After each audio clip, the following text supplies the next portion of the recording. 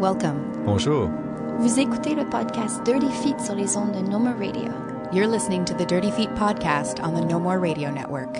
Nous sommes vos animateurs, Et animatrices. We are your hosts, Allison Burns JD Papillon. Et Stéphanie Morin-Robert. Listen in. Écoutez. We're gonna move you.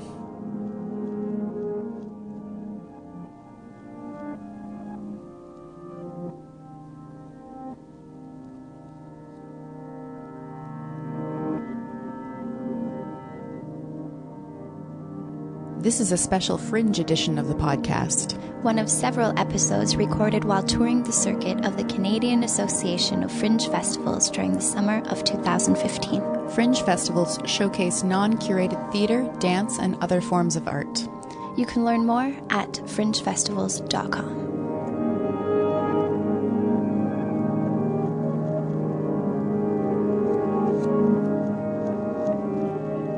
Hello, this is Stephanie with another Dirty Feet podcast. I'm at the Edmonton International Fringe Festival, the 34th edition, which is running between August 13th and 23rd. So we're at pretty much the halfway mark.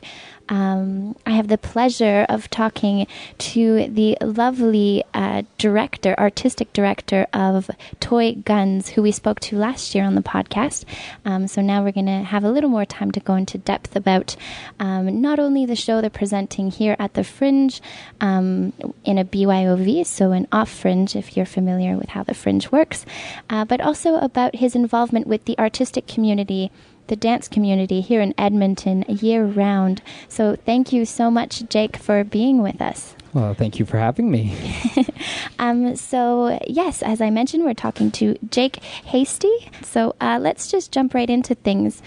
So last year you had a beautiful show that was quite successful in this same festival. Can you maybe tell us about that show? Yeah, well, we actually ended up with two shows that were playing at the Westbury Theatre last year. One was called Propylene Glycol Maltodextrin Retinol Palmitate and Other Words I Don't Understand Like Love.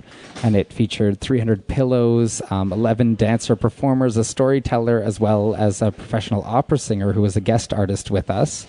And our other production, which we toured to Winnipeg and Calgary, as well as performing in Edmonton, was called Red Wine, French Toast, and the Best Sex You've Ever Had. And in an uncanny turn of events, we ended up having 5-star reviews for both. And I was nominated for a directing award, a Sterling Award in Edmonton for the Red Wine. So last year was a crazy year for us, definitely. So that was a year filled with excitement. And how did that feed the following 12 months leading up to this summer? Well, amazingly, a week out of the festival, we'd had both shows held over, but we had some cast changes, which meant that we had to actually teach the entire show to a few new dancers who came in to take on roles. And a week after that, we were contacted by Workshop West that runs a local arts festival, and they actually presented one of a new work that the company was developing in their festival. It's called Canoe, and it's International Theatre Festival. And we had guests from all over, people from New York, all over the world. And we actually got to be one of the main stage shows in the festival out of that kind of wonderful Fringe success. So we got to do our first 2-act. It was a 102-minute show, which is immense, especially in the dance world, to get that kind of opportunity. So it's just been a role that we've been on. A role. And as far as the company, do you guys offer workshops? Are you active year-round, other than, of course, remounting performances? How do you stay active in the dance community here in Edmonton? Well, we have an ongoing open drop-in company class. So what we do is we kind of open it up to anyone. And over the course of the last almost 2 years, we basically made it free and accessible to all artists. Now that we're in that terrible situation of needing space, we're ending up to change that, and we're also we might be starting a new kind of corporate partnership with someone where we're going to offer combined classes with one of the drop-in centers in town. But it's been, that's been one of our big goals, is to keep our dancers dancing, which in Edmonton is often a struggle. So the Good Women do a fabulous job of offering contemporary training, and with my background being classical ballet, we tend to focus on technical training. So ours are open more to people who are bridging the gap between movement and theater, but definitely focused on on a technical background. And I see on your website here, toygunstheater.com, for those who are interested in looking a little deeper, that classes are quite accessible. For a 10-class pass, it's only $80. So for those who are here in Edmonton and listening, there's no reason why you shouldn't be training, because this is quite accessible. Is accessibility important to you? Is that... Well, what we wanted to do was we wanted to be able to keep the classes. Basically, we're just jerks because we needed the classes to be the right class for the company and for the production that we were doing. So in that way, it was more an invitation to come and dance with us than it was to offer a more, consistent drop-in class. So we have a certain set exercises, and we wanted to make sure that it was viable for people to come in, but also still really focused on what the company members need. And ours are, like, the members of our company have such varied backgrounds that it's definitely a little bit of a different situation. So we'll do, exercises that are more from the theater world that kind of bridge that gap. So we'll do like emotional expression exercises as well as ballet into, contemporary and modern. So yeah, it's a very broad range, and I didn't want to have to, like, if you're going to make people pay for a class, you really have to define it. So of course, we're kind of like, well, you're the victim of us, but we'll make it financially feasible. And these toy guns classes, are they for anybody? Do you suggest that people have a certain background or? Yeah, I mean, it's definitely focused on people who are either working towards becoming professional artists or professional artists in one aspect, because I think that kind of performance background really translates well into what we do, and that way you have a strength somewhere that you can rely on to get through, because it's always, we kind of make that speech at the beginning of each new season when we bring in new artists, and we go, you will be terrified of something that happens, because we have, elite graduates from the BFA acting program at the U of A. That's one of the best programs in the world, at the same time as graduates from Toronto Dance Theatre and SFU Dance Program and Elvin Ailey in New York. So there at some point you're going to be terrified because you're going to see someone coming from a different background do something that you cannot do, and it's kind of going, it's okay because you're here because you're exactly the person we want, and they're the person we need to do something else. So speaking of all these different backgrounds, maybe talk a little bit about your background in dance, your training. I know we touched on it a little bit about a year ago, but now we have a little more time to go into depth. So where did it all start, this love for movement?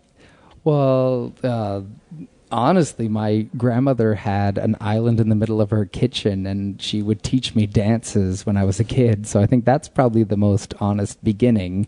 And then I decided to be a bodybuilder, and then I decided to be a martial artist, and then I got into basketball, and then I got into acting, and then I pursued that. Verging on professional, throughout high school, I did 39 different productions and was in youth companies and ended up teaching acting at a theater school.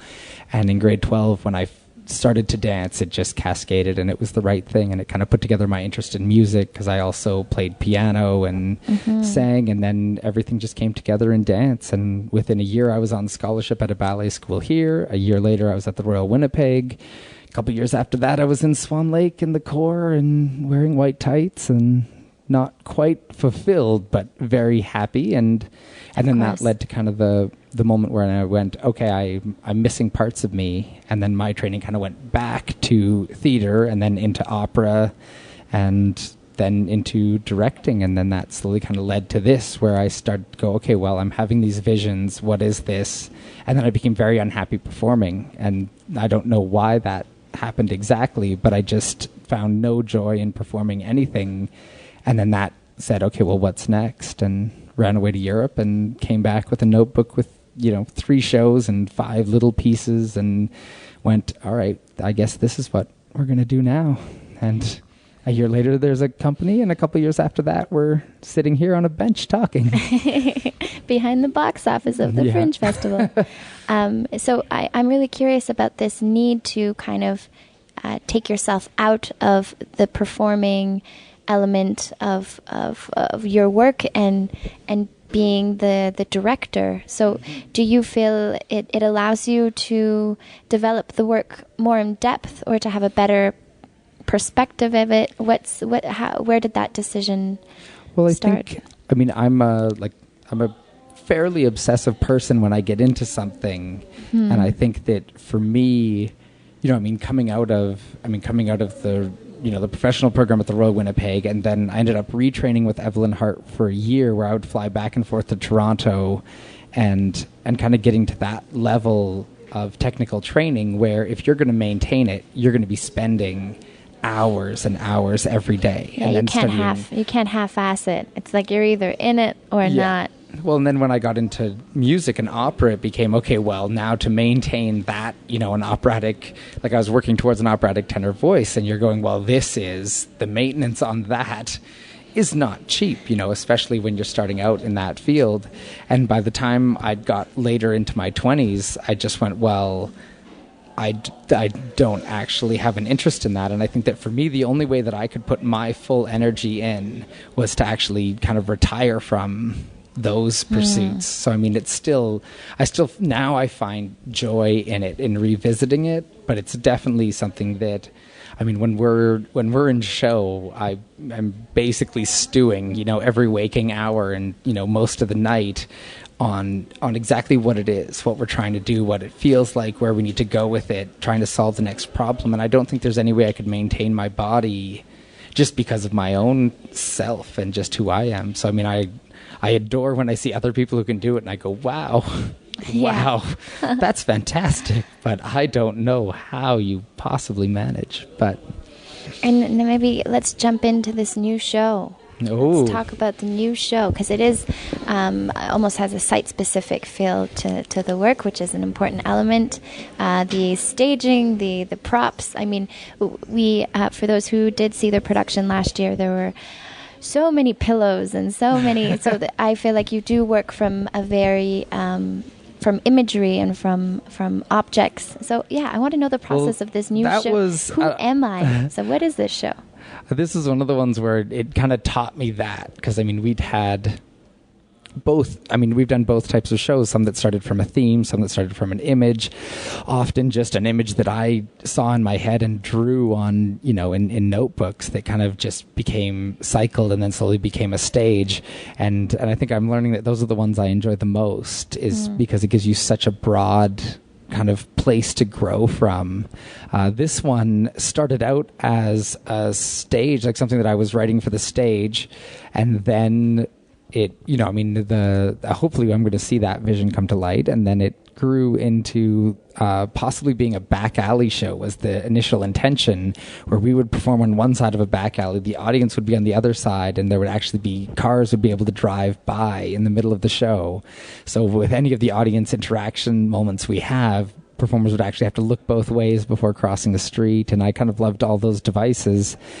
And then the Parkade came up. We were at a networking event in Edmonton called The Art of Conversation, and I met the vice president of Westcorp that owns the Varscona Hotel as well as the Parkade, and he basically just offered it to us and said, we're big supporters of the art, and we have this, and we're not sure why no one is using it. And I went, well, I have a show. And then from that, it was finding the design that would allow me to have the world that I wanted in the Parkade. And so then, I'm not sure if you've seen what we've created up there, but we've actually created an outdoor arena with 300 pallets wrapping around the corner of the Parkade. So the performers are trapped, which is the original image from what we were doing in the stage show. So we somehow managed to create that feeling in that, it was really adapting the space into what we wanted rather than the space informing our show, which I think is kind of the opposite of a lot of found space work, where you kind of work backwards. You find someplace great and then you kind of pull from that. And I don't, for some reason that doesn't work for me, because it always starts as a feeling and an image in my brain. So Very cool. And how, as far as the agreement with the actual space, with the Varscona Parkade, is there some type of money arrangement, or are they really just offering the space? No, they were stunning. Like right from, I mean, we were so nervous going into those first, the first few meetings going, okay, what's this going to cost? How are we going to do this? Yeah. And they said, no, we support the arts. And we were like, that's great, but what do we, and then, basically we had to insure it, and that wasn't that difficult, and that was it. They offered the whole thing. They've been partners in trying to take care of some of the production issues, because we do have water in the show, as well as there's an immense amount of power between like our giant industrial lights as well as sound systems. So they've been nothing but accommodating to us coming in and out in the middle of the night, and bringing 300 pallets into the parkade. That support is incredible, especially with production within a Fringe, because we know it's kind of a hit or miss doing the circuit or doing a festival anywhere. Oh, yeah. I mean, we were lucky, but they were so wonderful, and we showed them a little samples of our work, and they were really interested just because of the, kind of the open aspect of it, and they enjoyed it. Course. So, and bringing people out there to enjoy this space, and yeah. Yeah, well, and that's been wonderful. I mean, even just the response, like watching people's faces as they come into this kind of weird world, and the way that we've set it up is that when they enter, the world is already active. So there's a 15-minute pre-show before we actually start the production. So any person who's coming in as you enter the parkade, it's already a living space, kind of in this other world, and that's wonderful. Just seeing how that energy builds. So this show in particular, of course, I mean, you can't bring the parkade with you, but maybe just the who am I part. Is this something you see remounting in a different space, maybe adapting it for a new site-specific base work? Yeah, I'm always in between on that, just because there's always something to me to chase that dream that you started with, and I know that this one, there's a very cool theatrical production on stage with a very unique setup, and it's something that I definitely want to see. But at the same time, right now we're experimenting with that. The Pillow Show, we toured to sleep shop showrooms. So we actually did productions in mattress galleries in Calgary and Edmonton. We took it to a couple other towns in Alberta, and it was a really amazing kind of experience when you look at the type of support media that come out when you're doing something that's really unique but also well done, and so we're aiming at doing a national tour of that, and I think based on how that goes, we're going to know where we're at. I mean, the one sad part of starting a new company is the cost of renting a theater up front can make the choice of whether you can do that production or not, and I think probably a sad statement is that a lot of our found space work was because we said, we are doing this show. Like, we are going to find a way to produce this show, and we're not going to go in debt. Like we're not going to screw ourselves, but we're going to put this show on. And that's been part of even our park show was like that, where we didn't have the money to rent a theater, and we had this beautiful show, and it was like, okay, well, how do we adapt it? How do we creatively problem solve? And that brings us back to this problem solving, or this accessibility to be able to show and create work, and what an amazing platform the Fringe Festival is for that, whether you have a budget or not. But speaking of support, are you guys successful with grants, or what? How do you survive? Because of course, selling out a Fringe run makes you money, but not necessarily enough to keep such a big company alive year round. So I'm curious how you make that work. Well, we've been very lucky. The Canoe Festival presenting us helped, and then Alberta Foundation for the Arts actually gave me an independent project grant for that production, so that paid all of our artists, and that was just huge. We recently were the first Edmonton company to be invited to the Guelph Contemporary Dance Festival, and then that led to a cultural relations grant through the company, which is our first company grant, which is really exciting, because it's we incorporated July 9th last year, so we just reached our 1 year incorporation where we have financial papers and can start applying for organizational funding. Great. So everything's moving quickly. We have charitable status in the works, and hopefully September we'll be on our road there, but I mean, last year it was really interesting because we came out of Fringe. We basically went into a business, like 2.5 to 3 months of business planning, building, marketing, sponsorship meetings, meeting with executive directors all over Alberta to just talk about, okay, how do we build a sustainable company? And then we flipped into show mode, built our biggest production to date, and then flipped back into business mode and season planning for this year, where we did our first self-produced tour and that. So, I mean, it's definitely kind of learning how to divide a year and go, okay, these things are equally important. So how do we do that when there's one that we love and there's one that's necessary? Yeah. And how, when you say we, so Toy Guns, who are the core members of this group? Well, in this case, the we is me and our executive director, Rochelle Thorson. So we basically were the team that was working from September through April, setting up this summer.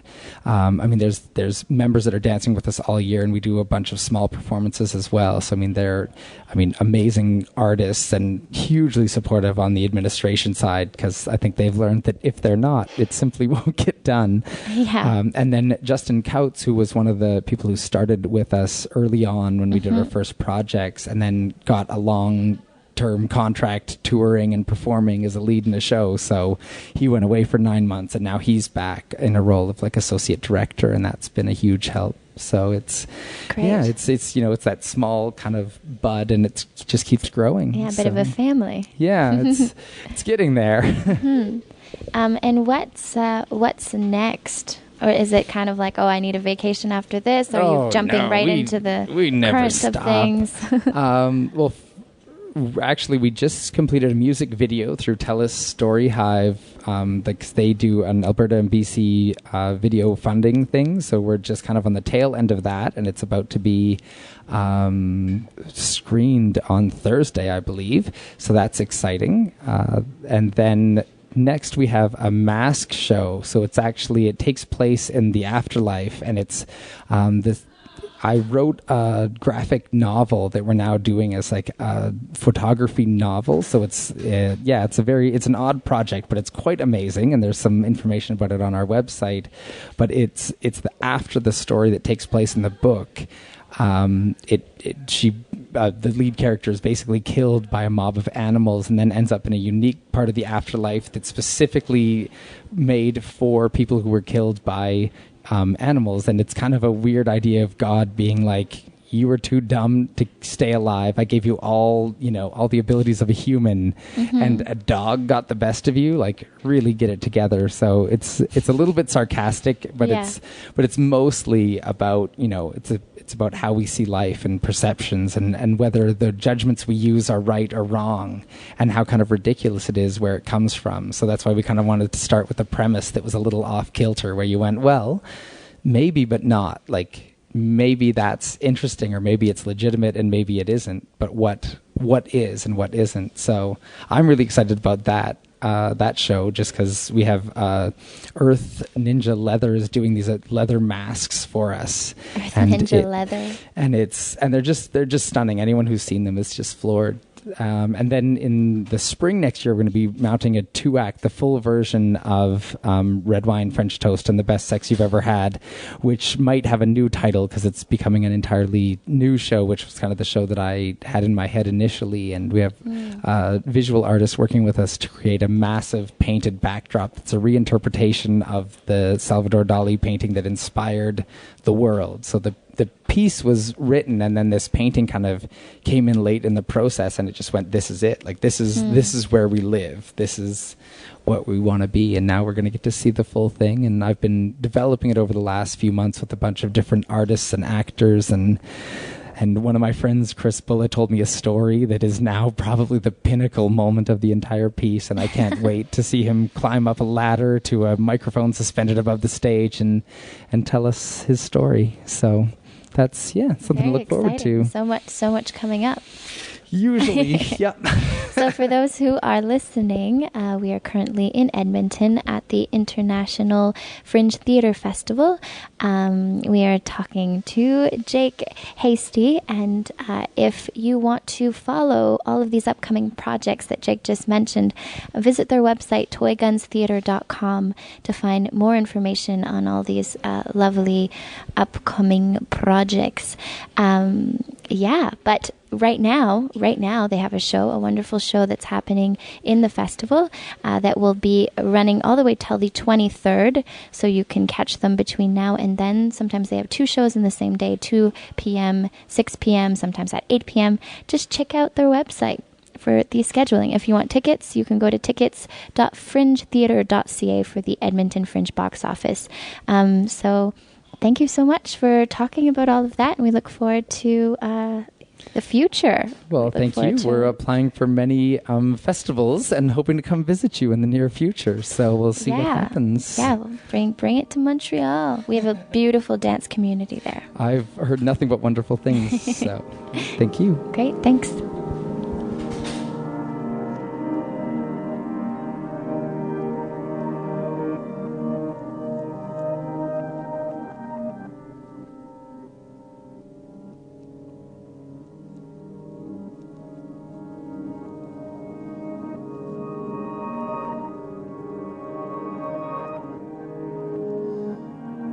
The Dirty Feet podcast is produced and hosted by Produit et animé par Allison Burns, JD Papillon, et Stéphanie Morin-Robert. We have Mainline Theatre, Montreal Improv Theatre, and Paul Aflalo to thank. Merci pour le soutien. Vous pouvez visiter notre site web, écouter les derniers épisodes, lire notre blog, nous aimer sur Facebook et nous suivre sur Twitter. You can visit our website, listen to past episodes, read our blog, like us on Facebook, and follow us on Twitter. Show us some love and help us spread the word. Montrez-nous un peu d'amour et aidez-nous à passer le mot.